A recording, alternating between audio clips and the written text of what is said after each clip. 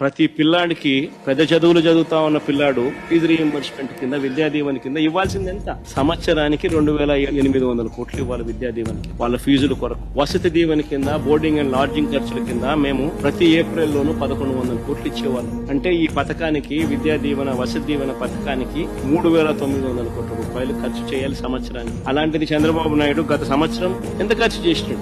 700 కోట్లు కూడా ఇవ్వాల. అంటే పిల్లలకు బాకీ పెట్టిందే గత ఏడాది 3,200 కోట్లు పిల్లలకి ఇవ్వాల్సి ఉంది. అది కాక మళ్ళీ ఈ సంవత్సరం గోయింగ్ ఫార్వర్డ్ ఈ సంవత్సరం మరో 3,900 కోట్లు కావాలి విద్యా దీవెనకు, వసతి దీవెనకు. మరి రెండు కలిపితే పిల్లలకు లాస్ట్ ఇయర్ కి సంబంధించి 3,200 కోట్లు, ఈ ఇయర్ గోయింగ్ ఫార్వర్డ్ కు సంబంధించి 3,900 కోట్లు, మొత్తం 7,100 కోట్లు కావాలి. మరి 7,100 కోట్లకు గాను బడ్జెట్ లో ఆయన ప్రవేశపెట్టిన నెంబర్ ఎంత?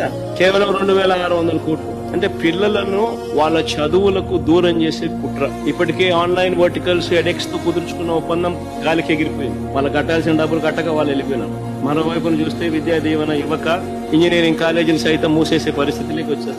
పిల్లలు చదువులు మానేసే పరిస్థితిలోకి వచ్చేసినారు ఫీజులు కట్టలేక. వసతి దీవెన అంటే ఎలాగో పూర్తిగా గాలికే వదిలేసినారు.